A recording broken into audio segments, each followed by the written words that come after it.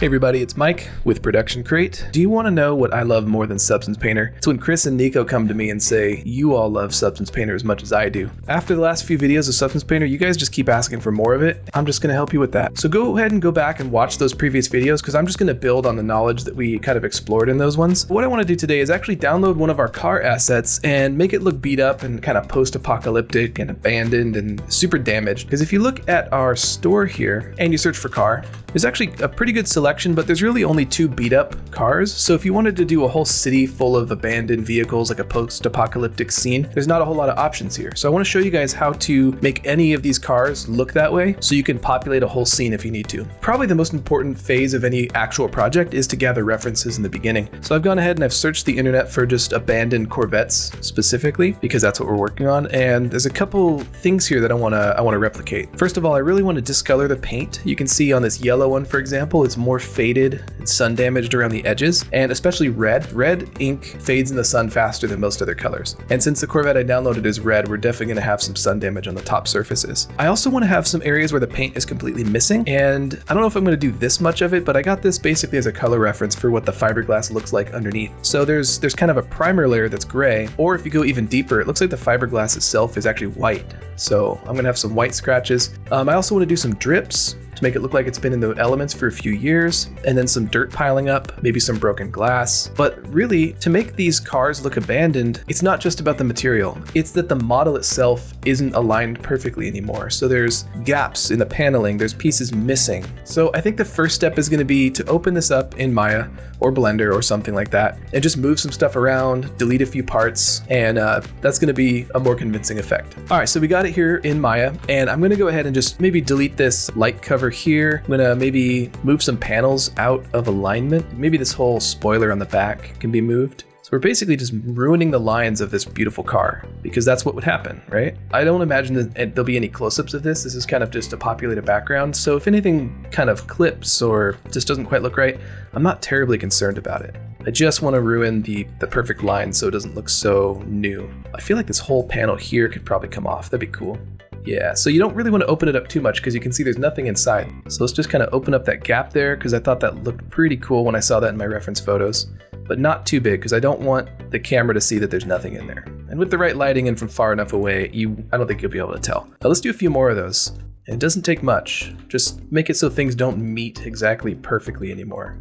Now the other thing too is the whole stance of the car is too perfect. So I'm going to move the whole body of the car. So maybe it's got a flat tire or the suspension on one side is messed up. So I'm going to go ahead and grab all the parts except for the wheels, and I'm just going to group it. And we'll just kind of rotate it so it's crooked. It might help if we put a ground plane in there so we can see where the ground is and it doesn't start to clip with the ground. But I just want the whole thing to be a little crooked. Might as well mess up the angle of the wheels too. Maybe the axle's broken. You did a pretty good job here. We could remove some windows, anything like that, but I'm gonna break the windows in Substance Painter. Okay, I'm gonna export a copy of this. So let's go export an FBX. So now I'm gonna jump into Substance Painter, and I'm gonna get the project set up the way that I did in this video right here. So go ahead and just go watch that video and it'll help you get set up. Definitely remember to bake your mesh maps, as I mentioned in that first video. If you don't bake your mesh maps, then none of what we're about to do will work.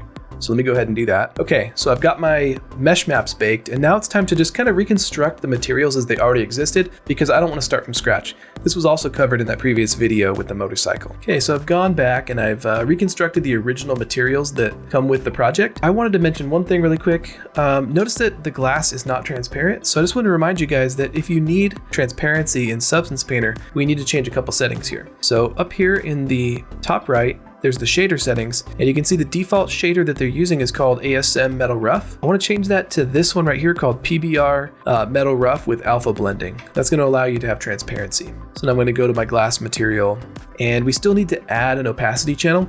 So in your texture set settings, if you kind of scroll up near the top where it says channels, here's all the available channels to us. I'm going to add the little plus sign and choose opacity. And now you can see my glass material has an opacity channel. So now I can go turn my opacity down, and we've got glass. So my first step is to sort of mess up these materials. I'm ignoring the dirt because that's a separate thing we're going to add later, but I need to make things less shiny, add some noise to the roughness values to make it look smudged. Specifically on the car paint, I'm going to fade it, especially on the top surfaces for sun damage. Basically, I'm going to go through everything that already exists on this car and make it look worse, and then I can start adding things like paint chips and dirt on top and rust. So let's just modify everything we currently have. I'm gonna go to my body, and if I go to my layers, you can see here's the body base. This is where I reconstructed the existing material. And what I can do is add adjustments to this. So first thing I'm gonna do is click on my little magic wand and add a levels. And right now that you can see that the affected channel for this levels modifier is the base color. I'm gonna switch that to roughness. And now I can bring the roughness up. So just a quick reminder, press C to cycle through your colors. Here's my roughness. Remember that the darker something is in the roughness channel, the more shiny it is. So I need to bring these values up. So I'm going to grab this and make it lighter. And if I press M for material, you can see the result. It's making it less shiny. It's good that it's less shiny, but now it just kind of looks like a cool matte coat, which is not what I want. So I'm going to go in and add a bunch of variations. So there's smudges and scratches. So let's go ahead and add a fill with this magic wand. And right now the fill is every channel. You can see it's filling color, height, roughness, metalness, and normal. I just want to affect the roughness channel. So let's go ahead and turn everything off except for roughness. And basically what this did is it's covered up our original layer, but we're going to use a blending mode to blend these together. But first let's pick a nice grunge. So I'm going to click here and I can search for grunge. You can kind of just pick whatever looks good to you, whatever makes sense. So it could be drips, it could be scratches, it could be smears and streaks. Like this one's pretty cool, grunge leaks. Let's just pick one really quick and see what happens. And you can see the result. Now that I think about it, this is making parts of the car too shiny. So I think what I'm going to do is grab my levels right here that I just created and drag it up on top of the fill so I can adjust the fill as well. And there we go. Now we can adjust the fill. There you go. So you can see I can add a bunch of noise to this. Now, if the scale of your texture isn't quite right, we can click on the fill and increase the scale. And that's going to make it tile more. I'm not quite sure if I like this one. I think I want something a little less drippy and a little more smudgy and spotty. So it's really easy to click here on this texture. Again, I have my fill selected. Click right here and I can search for something else. There's a cool one called moisture. Kind of looks like water spots. There we go. It's like a cloudy moisture. So it's just to add some noise and some imperfection. Now, just a heads up, we actually have a bunch of these imperfections up on ProductionCrate. So maybe I'll use one of those. Let me show you that. So if you go to ProductionCrate and search for imperfection and go to graphics,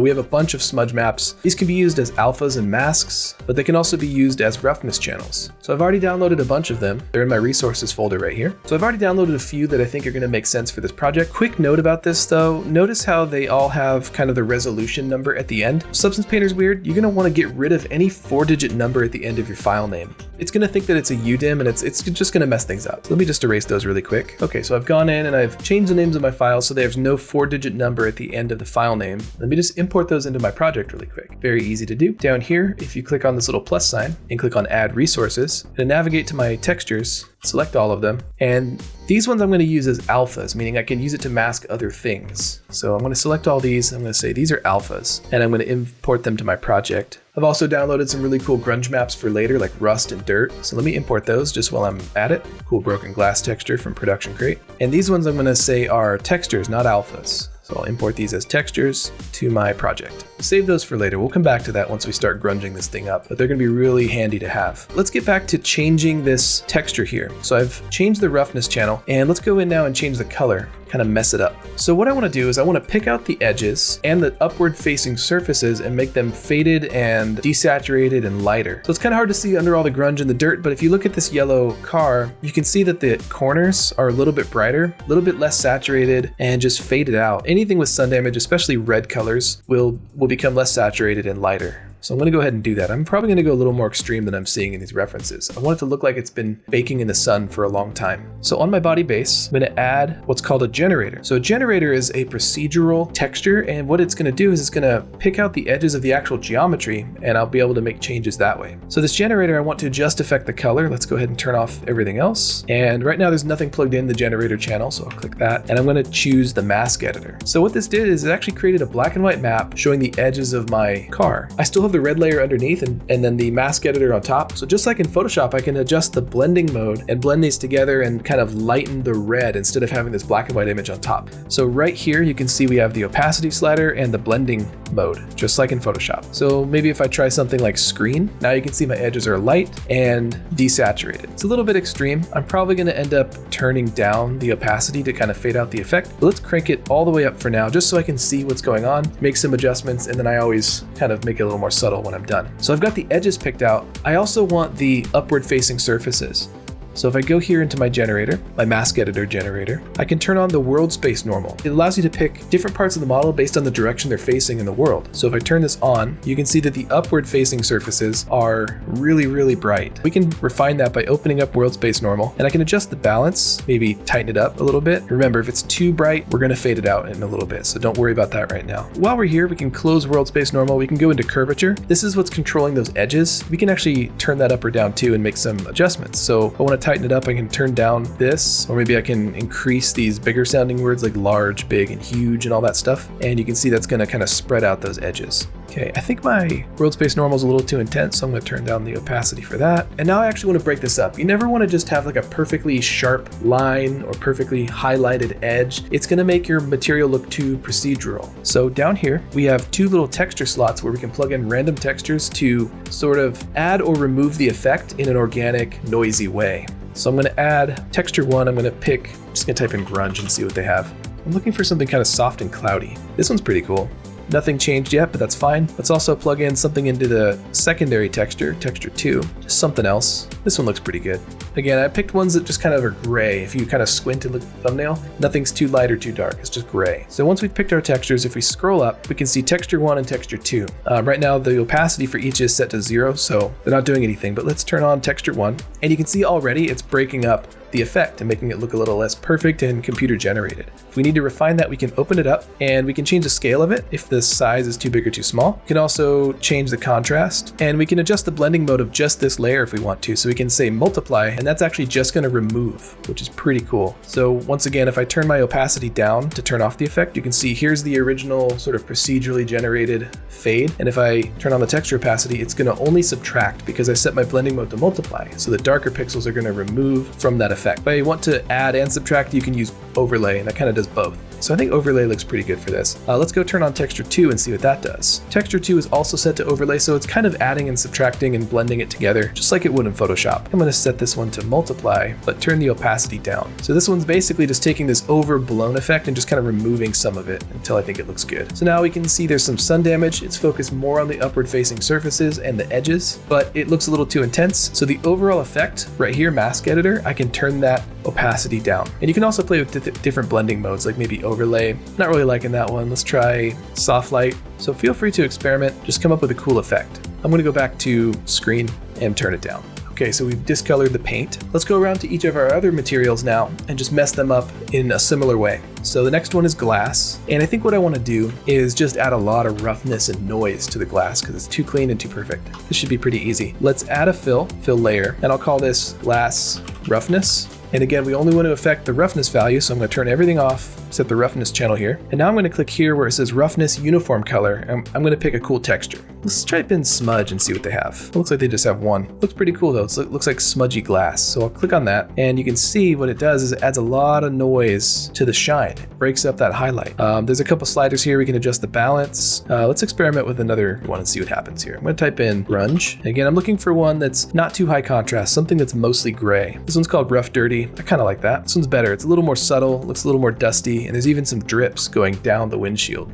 which is nice. You got to think about what's causing the damage and the imperfection. Is it dirt accumulating on the surface? Has it been in the rain? So you have like water streaks that, the drips leave behind watermarks. The roughness channel really tells the story of your object. So think a lot about what's causing these imperfections and why. Let's add a quick adjustment. So I'm going to click on this little magic wand. I'm going to adjust the levels. I'm going to switch to my roughness channel, and I can kind of lower the contrast of this by bringing these together. Now, if I want it to be more rough, I bring them together towards the right end of the spectrum here. And if I want it to be a little shinier, I bring them together on the left side, and now I'll maintain some of my shininess. If I do want more contrast, I bring these apart, and now we see the noise pattern. You can also invert it if you want to try that and see what happens. So you can kind of get different effects that way. Basically though, we're just breaking up the highlights on this surface like there's dust and dirt. Okay, now let's mess up these wheels. That's under the parts material. And I'm going to do the same thing. I'm just going to create a roughness adjustment because it's already kind of noisy, but it's just overall too shiny. I'm going to add an adjustment, add levels. I'm going to switch to the roughness channel, and I'm going to bring the dark end of the spectrum up to make it less shiny. And that kind of matches what I see in my references here. Again, don't neglect your references. Always go back to that. I'm just going to press the render button here really quick to see where we're at. Looking pretty cool so far. So now that we've messed up what already existed in the project, now's the fun part. We can start adding things that weren't there, like dirt, rust. We can start breaking some windows windows maybe. This is the really fun part here. So first thing I'm gonna do is just add an overall sort of dust layer to the top of everything. So I really want it to look like it's been sitting out in the elements for a long time and it hasn't been wiped down, but maybe we'll actually add some fingerprints. Maybe there's some survivors in this post-apocalyptic world. So let's add a nice dust layer. I'm gonna go back to my body material. I'm gonna add a new fill layer called dust. So click on this little paint bucket. I'll call this dust. Okay, so now I'm gonna kind of build on the knowledge that we talked about in that previous video where we made a smart material. So I've got this new fill layer called dust, and it's kind of filling the entire body right now. And I'm just gonna kind of construct the dusty material, and then I'm gonna mask it to different parts of the body. So I have some ProductionCrate assets here. If I go here to my project, here's all the GraphicsCrate assets that I've imported. In fact, I can type in GraphicsCrate and that will kind of refine it. Okay, and I'm just gonna pick one image. It doesn't have to look like dust right off the bat, but one that just doesn't have a lot of contrast to it. I just need a noisy image. Let's try this one. Nothing is set in stone. If you pick the wrong one, it's really easy to change. It's very non-destructive. So right now, it obviously doesn't look like dust. It's not looking great. So I'm gonna increase the scale to increase the tiling. And we can see that we're definitely seeing some repeating patterns. I'm not gonna worry too much about that because most of this is gonna be subtracted away to reveal the paint. We're not gonna see this whole material, but if it does bother you, you can switch from UV projection to triplanar projection, and that will kind of break it up a little bit. The other thing is it's way too saturated, it's way too high contrast, and I think it's way too dark. So let's do some color adjustments here. On the dust layer, I'm gonna add a levels node, and I'm using the base color here. And let's just kind of bring the contrast together here to kind of lower the contrast like that. That's a little too cold. It's not really warm enough. I could drop in a different texture here, and I may end up doing that, but let me show you how to adjust the color temperature and the levels and the curves and all that, just in case you ever need to in the future. So let's add another filter, and I'm gonna search for HSL for hue, saturation, and levels. So what I can do is go to hue, kind of change this to a warmer tone. If that really doesn't work for you, so I'm not really getting any good result that looks like dust to me, you can actually erase HSL, add a different filter. This time I'm going to search for gradient. That might do a better job. So what gradient does is it makes the whole image black and white, and then we can remap those values to a color. So right now I can say all the darkest parts of the image, they're going to be kind of an orangey brown, dark orangey brown. All the midtones are going to be a lighter orangey brown. And then the lightest pixels are going to be an even lighter orangey brown. Just some color variation in there. You can even shift the hue a little bit so we get something other than like a monotone. Okay, once again, looking at my reference, I'm just going for this brownish gray dust that's on top of everything.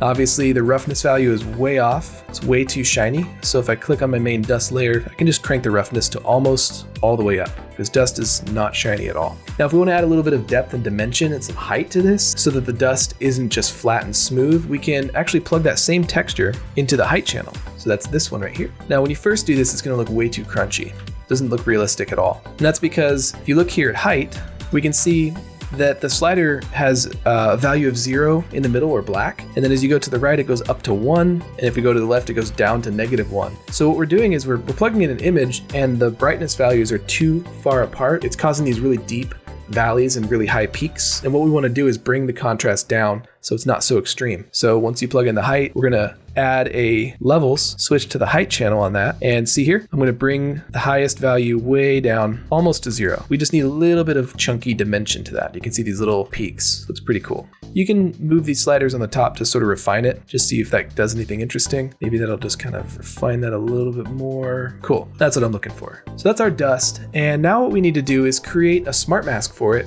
so it's only confined to certain parts of the model. I'm going to click on my dust layer, I'm going to right click on it and go add a black mask. So just like in Photoshop, we've created a layer mask where we have our dust layer right here, but right here, there's a mask which is black, which means it's not anywhere on the model. And if we wanted to reveal it, we could paint white and you can see it just kind of reveals that dust wherever I paint. Let's undo. I don't want to manually paint this dust, although you could. What I want to do is plug in a mask, a smart mask, which will handle placement for us. So if we click on this icon right here, we get all of the pre-built smart masks. And we can actually just search, let's try dust. Okay, let's try dust wide. Just drag and drop it right there. This one looks pretty cool. And you can see it's doing a pretty good job. Not quite what I'm looking for. I want more of a top surface focused effect, but we're going in the right direction here. Let me undo that. So I have one I like called Dirt Leak Dry. I'll click and drag that onto there. And you can see this does a pretty good job of having the dust kind of accumulate in those little valleys as if it's just kind of sliding down the surface and piling up in there. I really like this one. I do want to add a little bit more dust to the top surface. So you can actually customize these. If you look here, here, when you drag the smart mask on there, you can see that it actually creates little generators. So there's nothing special about these. You could create this exact effect yourself if you understood how to manipulate that mask builder, but this is just kind of a starting point, a little preset, and we can still go in here and make some adjustments. So remember earlier when I did the faded red and we used the world space normal slider to put all the fade on top? We can do the exact same thing here. We can click down on world space normal, open that up, and I can increase top intensity. And you can see it's like magic, just putting a little bit more dust up on top of the car like that, which is pretty awesome. Now that we have that, we need to add dust to the rest of the car. We still have the glass and the parts. We don't have to do that all from scratch. We can actually just copy and paste this dust onto these other two texture sets, which just makes it really fast and easy. So I'll copy, go to my glass and press paste, and we can see that it worked. It did put some dust up on the glass.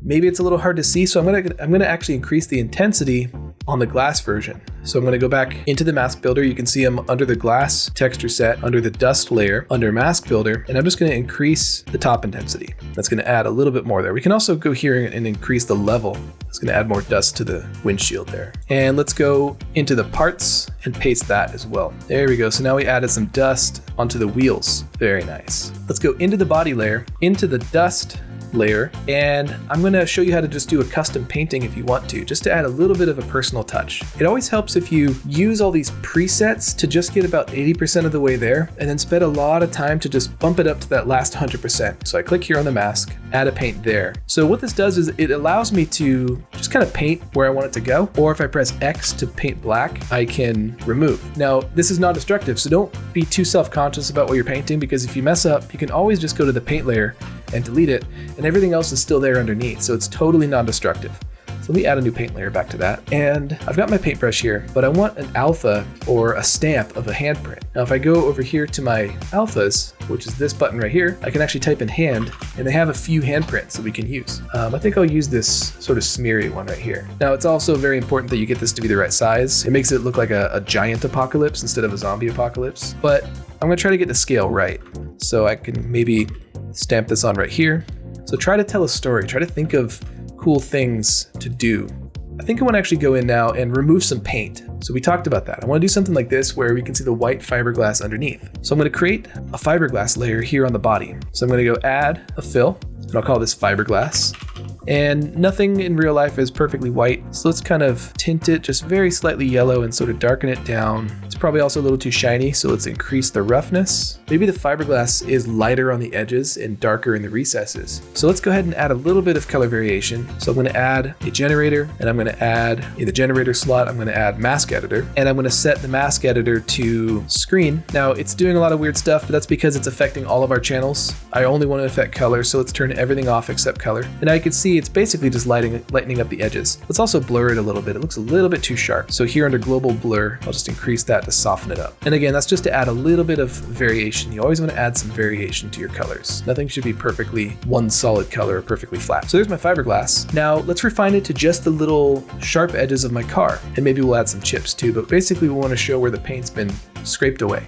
I need to add a black mask first, and I'm going to go edge scratch. A little bit too much, so I don't like that one. Let's undo it, and we'll try edges uber maybe. That's pretty cool. We can always tighten it up. If I go to my mask editor, I can increase the glow or decrease the global balance to tighten it up a little bit. Okay, now we have a problem. You have to start thinking about how things are layered in real life. The dirt right now is underneath the scratches, which doesn't make any sense. It actually goes scratches, paint, and then dirt, but we definitely want to put the dirt on top of these fiberglass scratches. So I'm going to go to dust and just bring that up on top. It'll make a little more sense. Okay, that looks pretty cool. Now's the point where you can be a little bit more artistic with it and take some license. So, you know, these cars aren't really made of metal. They're all made of fiberglass. But if you wanted to experiment with like some metal underneath instead, we can increase the metallic value just to see what that looks like. We can also experiment with choosing a darker color for the fiberglass, even though it doesn't really make sense. It might just look better. So you can kind of art direct a little bit. Pick something that makes sense for your project. Maybe I'll pick a slightly more yellow color. Okay, so I think my fiberglass is looking pretty good, but I think what would be like the perfect just little chef's kiss at the end is to give the paint a little bit of thickness so it looks like the fiberglass is on a lower layer. So on this fiberglass layer right here, I'm gonna go to the height slider and turn it down just ever so slightly. Turn it down to the negative number. You can see it doesn't take much, like minus 0.015. Not very much at all, but it just adds so much depth to this paint. You can see it looks like the fiberglass is now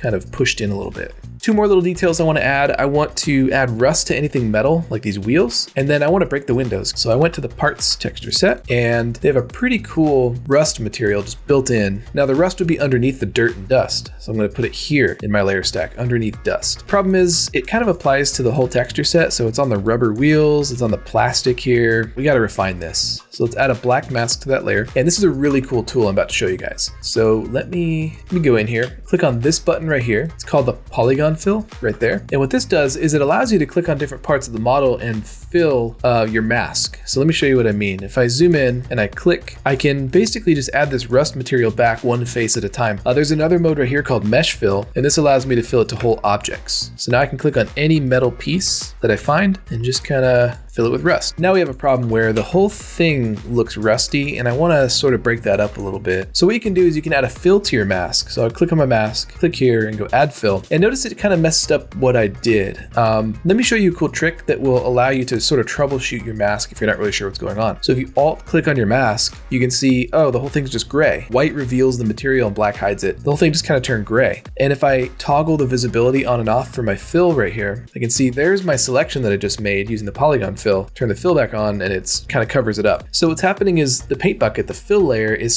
sort of a layer on top like in Photoshop, and it's covering up my selection. And you can test this out by fading out this opacity right here. And you can see it's kind of toggling between the two options. First thing I'm gonna do is come up with a cool pattern to break up that rust, and then I'll show you how to blend it back with your selection. So on this fill, I'm gonna click right here where it says uniform color, and I'm just gonna pick a nice, let me search for rust, see if they have a cool pattern. This looks pretty good. So it looks pretty nice. I think I wanna boost the contrast a little bit. So let's just crank up that contrast. Maybe change the scale so it's smaller little chunks. I'm going to press M for material, and now you can see what it's doing. It's breaking up my rust, and I can adjust this balance slider to sort of tighten it up like that. Looking pretty good. But now, once again, it's covering up my selection that I made. So I'm going to go here to the blending mode for my fill, which is now called Grunge Rust Fine, and I'm going to change the blending mode to multiply. So now it's blending with my selection, but it's also using that breakup texture that I picked. So that's pretty cool right there. One last really important detail, as I mentioned, is I think we need to shatter the glass.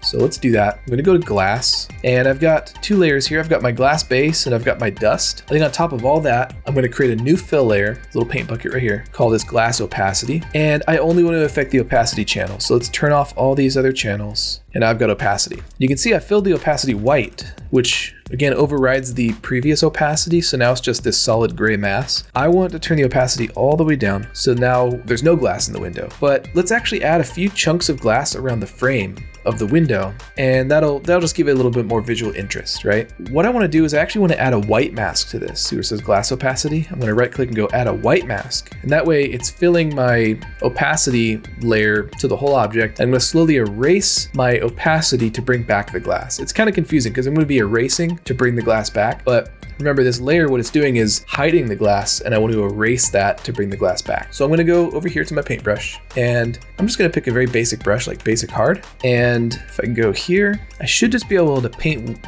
black, and you can see it brings the glass back. Now I have like a circle of floating glass, which doesn't really make sense. So let's pick a better alpha. Click on this little button right here, and I want to pick kind of a crunchy looking alpha with a nice jagged edge if I can find one. This alpha is called Stain Napkin Island. I can see that being kind of the jagged edge of your broken glass, right? So I'm going to just go ahead and just start clicking, and you can see it's bringing back, it's kind of hard to see. I'll change the glass color later so we can see it, but you can see that sort of floating glass right there. Now, there's a few little chunks right through here that are kind of floating in the air. We're gonna have to erase those. So I'll press X to switch to a white brush, and I can paint those away because it doesn't make sense to have chunks of glass floating up in the air, right? So I'm just gonna go ahead and just stamp this around, get some glass going, especially in these corners of the glass, because I feel like that would give it some strength, and maybe those pieces there would be left behind. Now, I don't really want an alpha with too many free floating chunks because that's going to make the glass look like it's floating in the air, as I mentioned. So you want to be very careful about which alpha you pick.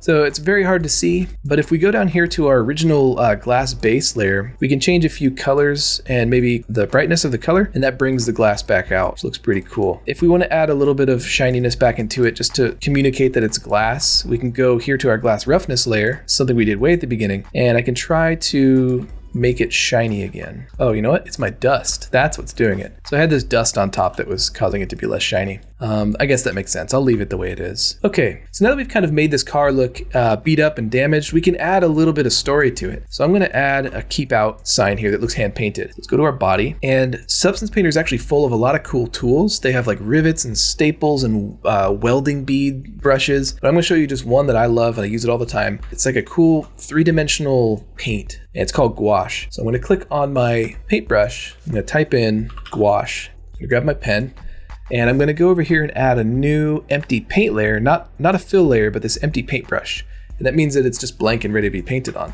So here's what this brush does. If I just start painting on here, you can see it. First of all, it's a little bit wet. We got to fix that. But notice it has like 3-dimensional brush strokes. It feels like there's thickness to the paint. And you can see the direction that my brush went when I painted. Kind of looks like jelly right now, but you can sort of build up a paint layer as if you're painting with a real brush. So what we can do is just undo, clear that out. And let's go down here to our brush settings. I can turn down the wetness because I don't think the paint would still be wet for very long. Let's increase the hardness, maybe increase the line strength so we can see those bristles. And I can also do fade center. What that does is it makes it look like it's running out of paint. And so the middle of the brush stroke is like transparent, but I think that's a little bit too much. And then lastly, I don't want to paint red on red. So let's pick a sort of a bright warning yellow. So I'm going to paint this kind of crappy. You know, I don't think artists are going to survive the apocalypse. We're too soft and sensitive. And you could even do it with multiple brush strokes like this. It just kind of makes it look a little bit more realistic. Maybe they drew a little skull face. Keep out. Very cool. The last step is to just export our textures. So I'm gonna go to File, Export Textures. So I pointed it where I want it to go. The last step is to just press export and we're done. Hopefully you guys are following along with this Substance series. It's kind of turning into a series. You guys keep asking for it. I love Substance, so every time you ask for it, I'm just gonna go deeper and deeper and build on the knowledge from each previous video. So like the video to show that you like this, subscribe to the channel so you know when I post more. And most importantly, if you guys do this yourself, if you download any of our assets and you make major changes for your short films, for your video games, for your cool creative shots, be sure to share it with us. Share it up on the Discord, tag us on Instagram, let us see it, and make it awesome.